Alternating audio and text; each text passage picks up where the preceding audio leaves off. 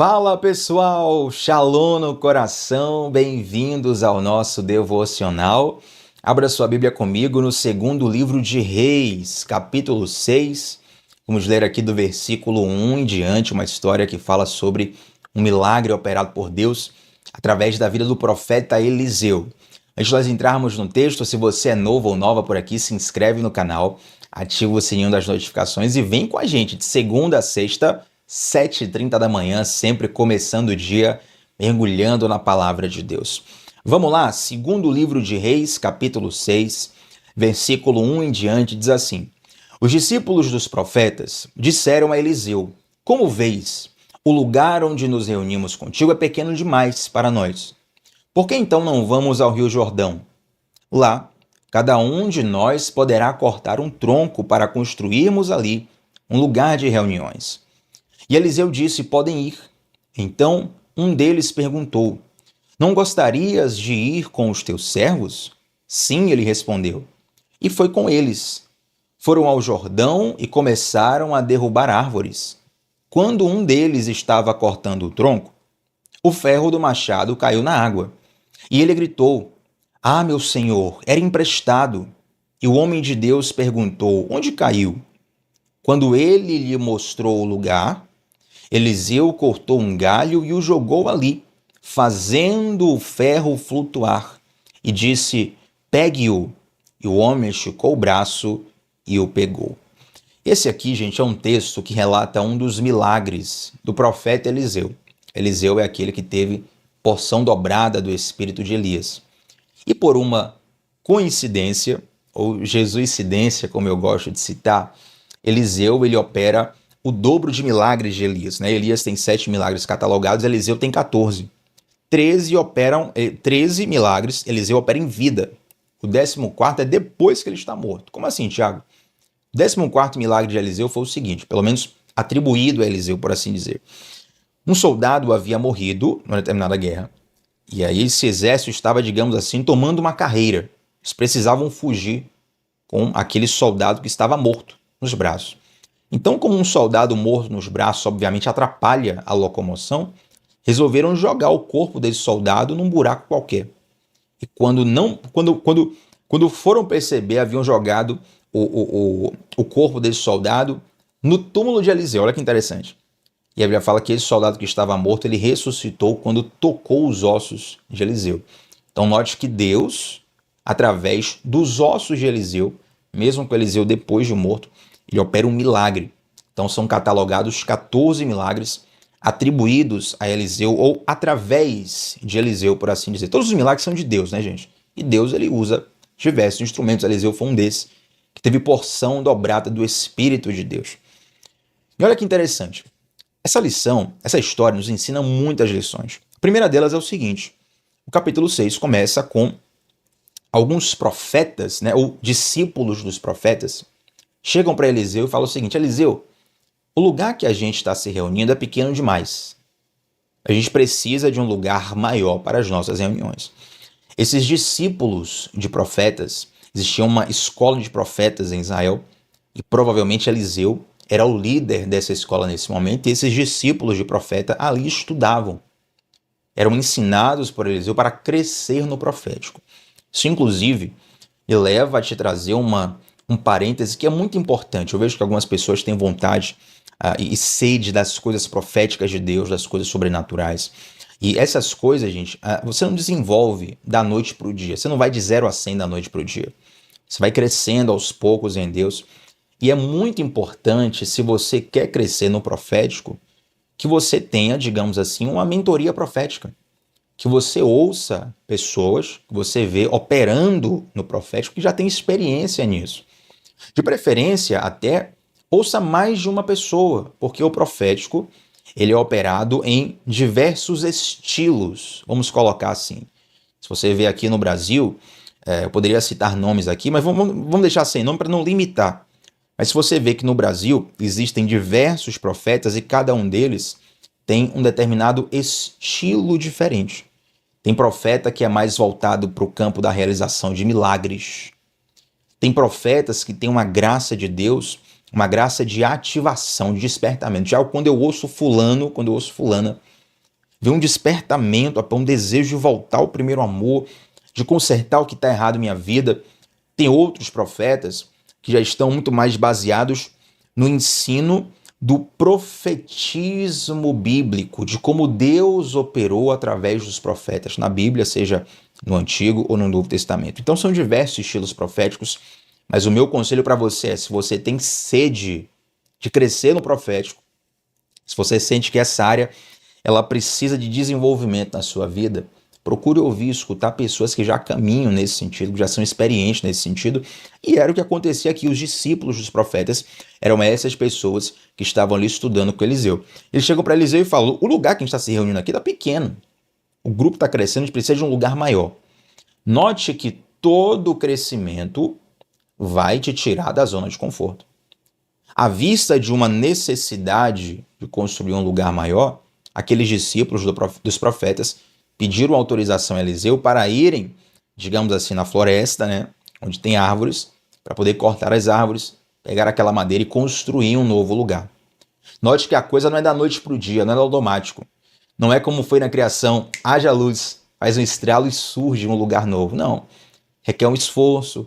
Você vai ter que ir lá na floresta, vai ter que cortar a árvore, vai ter que fazer todo aquele aparato que um carpinteiro faz, todo o processo de construção. Se você já construiu, já reformou uma casa, um lugar, um espaço, você sabe o que eu estou dizendo. Dá trabalho, enche de poeira, requer energia física, energia emocional, requer visão, experiência, paciência. Então, todo o processo de crescimento envolve isso. Se você quer crescer na vida, vai exigir de você uma certa tolerância ao desconforto.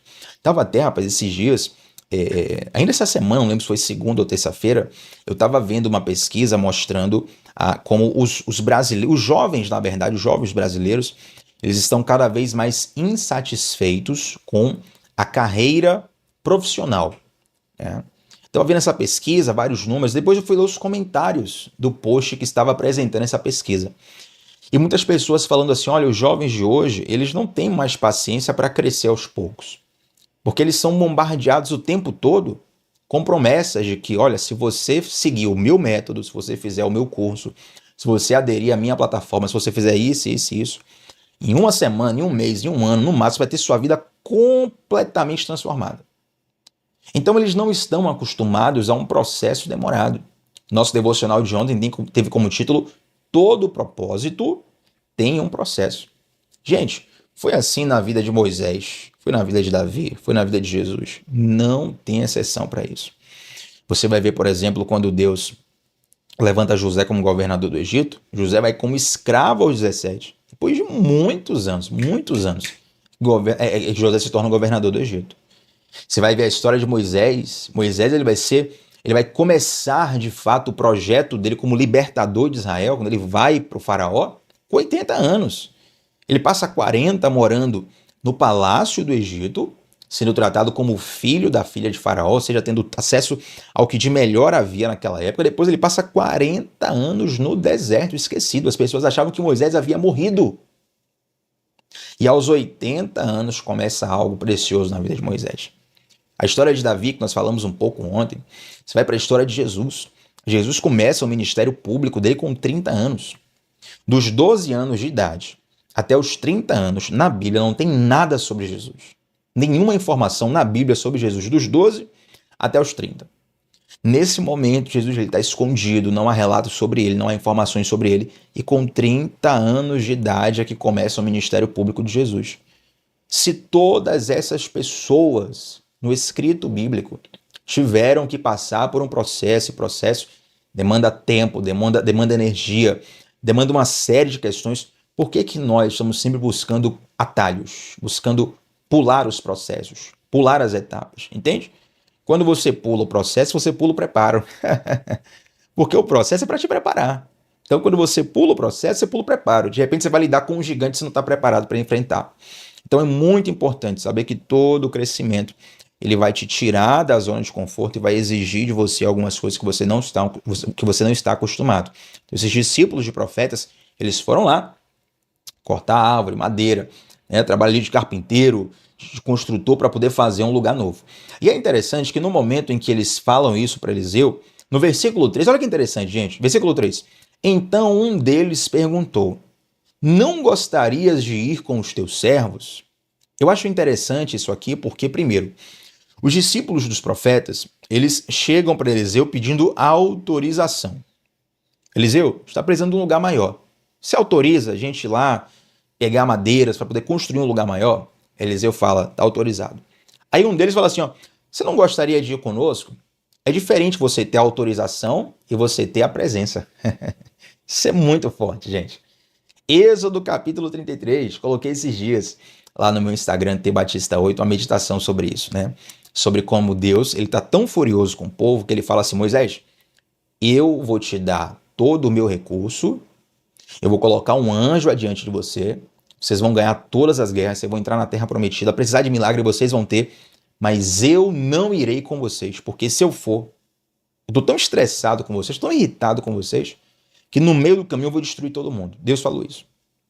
Aí Moisés falou assim, ó, Deus, se o Senhor não for conosco, eu não arredo o pé daqui. Já parou para pensar nisso? Deus te prometeu assim, ó, tudo que você fizer vai prosperar. Vou colocar um anjo especial na tua frente, nada vai te deter. Todas as tuas tentativas darão certo. Tudo o que você quiser na vida eu vou te dar, mas eu não vou com você. A grande maioria de nós ia dizer, bom, já que o Senhor está mandando, porque muitos de nós buscamos a Deus pelos recursos que Ele nos dá. Buscamos a Deus pelas bênçãos que Ele tem nas mãos e não pela pessoa que Ele é. Mas existe uma diferença entre a autorização de Deus e a presença de Deus. Mais do que a autorização, mais do que o sim de Deus, nós precisamos da presença dele. Entende? Mais do que o favor de Deus, precisamos da presença dele conosco. Então, esses profetas, eles primeiro pedem a autorização de Eliseu, depois eles pedem a companhia de Eliseu. Eliseu, a gente quer que você vá conosco. Eliseu então vai, e eles começam ali a derrubar as árvores próximas do Rio Jordão, e de repente, gente, algo acontece. Um daqueles jovens está cortando a árvore com o machado, e ali a parte de metal do machado voou, soltou da madeira, voou e caiu no rio. E aquilo seria de um prejuízo inenarrável, um prejuízo financeiramente muito grande para aquele jovem. Primeiro, porque o machado era emprestado. Segundo, naquela época, não é como os dias de hoje, você vai no material de construção e compra um machado a um preço acessível, compra uma enxada a um preço acessível. Nós estamos aqui no momento onde o ferro é muito mais escasso, muito mais caro, inclusive em Israel. Você vai ver, se você estudar direitinho, por exemplo, a história de Saul, a história de Davi. Nessa época que você vai perceber que quem dominava a construção de ferro eram os filisteus, inimigos do povo de Deus. Inclusive as armas de ferro que Israel tinha eram armas compradas com os filisteus. Então quase não tinha ferro em Israel. Esse ferro era emprestado, o dano financeiro aqui era muito grande. E esse jovem, ele perde o machado, ele perde a parte de metal, a parte que corta, né? Ela folgada ali cai no rio e ele fica desesperado. Aqui tem uma palavra que eu quero compartilhar com você. Note só. Esse machado é uma ferramenta que estava servindo para que aquele jovem cumprisse um propósito. Qual o propósito, Thiago? De construir uma casa maior para a escola de profetas. Esse machado pode ser comparado às ferramentas que Deus nos dá para nós cumprirmos o nosso propósito. Nós podemos usar esse machado como a figura da unção de Deus. Deus libera uma unção em nossas vidas para que nós cumpramos o nosso propósito. É por isso que cada um tem um tipo de unção diferente. Você percebe que tem pessoas que têm uma graça especial de Deus para fazer determinada coisa, outras pessoas têm uma graça especial de Deus para fazer outra coisa completamente diferente. É algo muito específico de cada pessoa e isso tem a ver com o nosso propósito especial. Para o que você nasceu, como Deus vai te inserir na construção da história dele, entende? Só que, infelizmente, muitas vezes, por deslize, nós perdemos o que Deus colocou em nossas mãos. Para pensar nisso. Quantas vezes, por conta de deslize, de queda, de vacilo, enfim, né, uma série de coisas, você perde o que Deus te deu. E aí vem o seu desespero, né? Ai meu Deus, perdi, não era meu. Até porque, se você for perceber bem, o que Deus te dá é como se fosse um empréstimo. A unção que Deus te dá, ela é sua ou de Deus? Na verdade, mordomia na Bíblia nos dá esse sentido.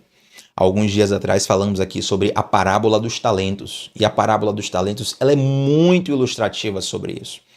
Deus, na verdade, naquela história, o Senhor, né, que é o Deus na história, o Senhor vai para uma viagem e ele dá alguns talentos para os seus servos, mas quando ele voltar, ele vai requerer uma prestação de contas.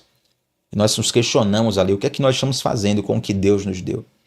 Então, quando você entende que a ferramenta que você tem, o talento que você tem, a plataforma que você tem, a oportunidade que você tem, é Deus que te concede, você entende que é preciso fazer bom uso daquilo.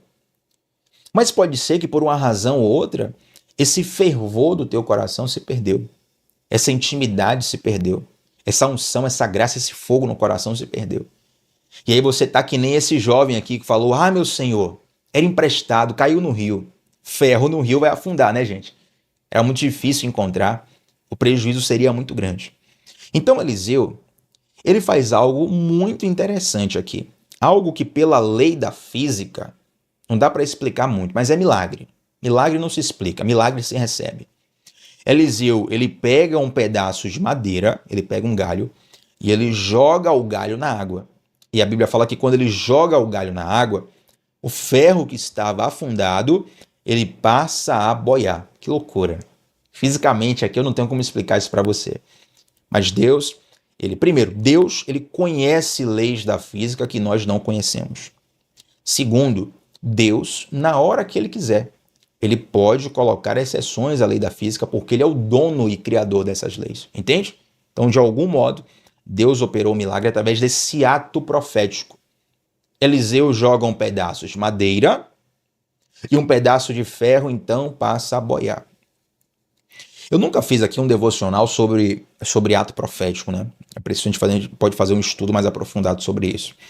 Mas, basicamente, ato profético nos leva a entender que o que nós fazemos no mundo físico é uma sinalização ao mundo espiritual.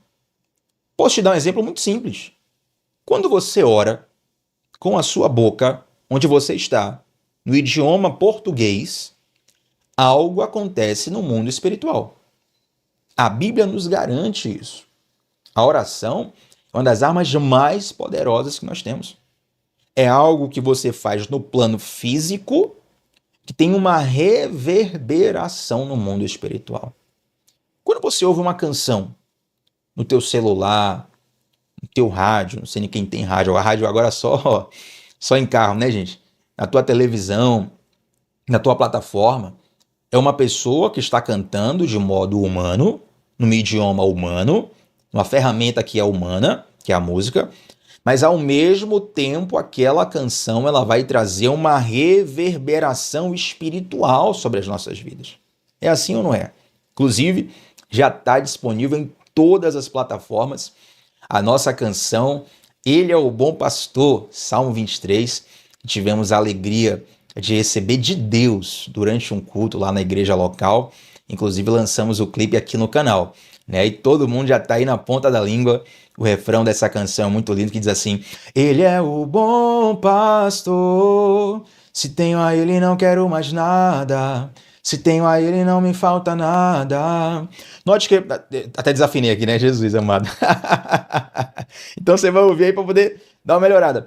Mas olha que interessante, você ouve uma canção, uma frase dessa, parece uma frase simples, uma frase, meu Deus, isso aqui não é possível que isso aqui vai mudar minha vida. Você ouve aquilo, de repente Deus começa a restaurar teu coração.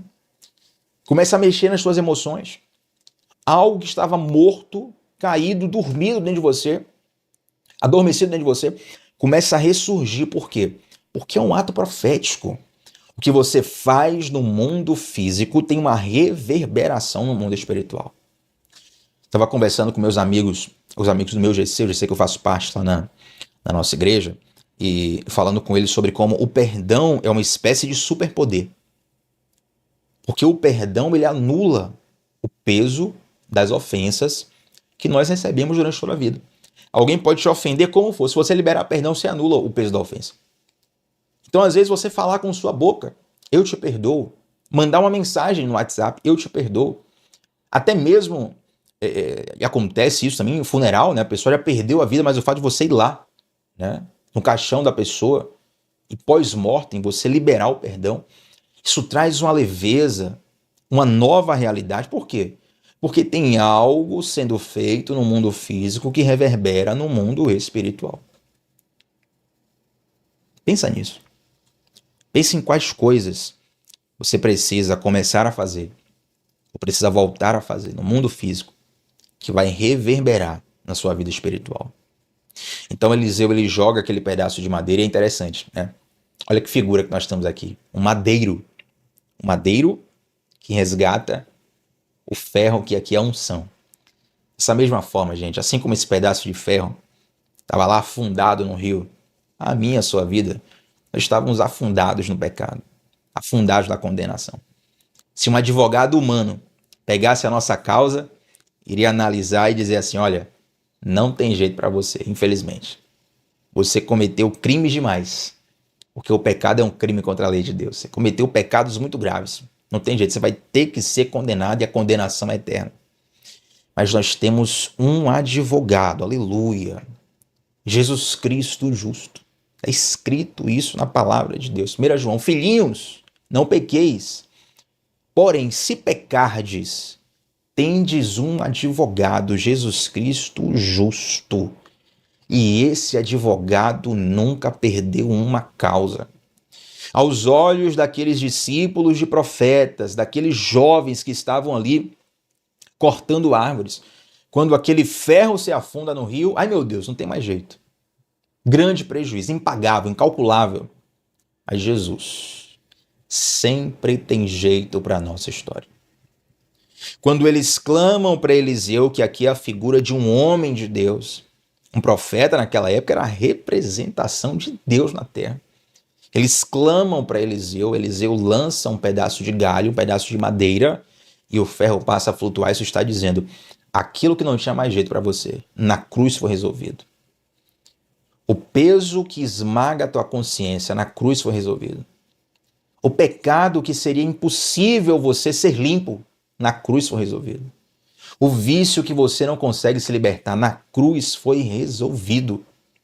E assim como o pedaço de ferro, por incrível que pareça, passa a boiar e é resgatado por aqueles jovens, a sua vida, por mais destruída que esteja, sem jeito que esteja, se você clamar a Deus, Ele vai fazer um milagre impossível, que os homens dizem ser impossível. Na verdade, vamos fechar com isso aqui?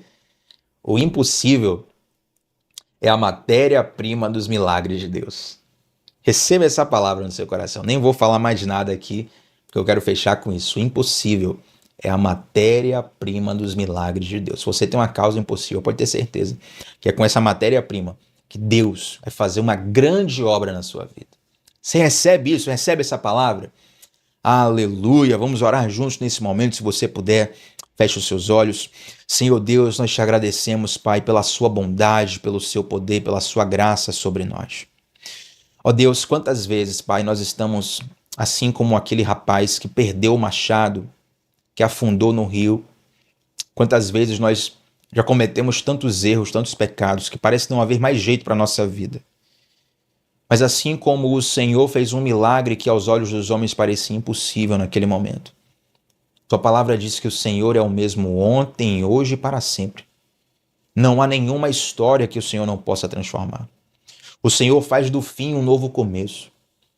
O impossível é a matéria-prima pela qual o Senhor opera grandes coisas. Eu quero te pedir, Senhor, toma em tuas mãos a causa impossível dessa pessoa que está orando comigo nesse momento e faz um grande milagre, ó Deus, como testemunho e prova da sua glória, do seu poder e do seu amor. Que eu te peço e te agradeço, ó Deus, em nome de Jesus. Amém.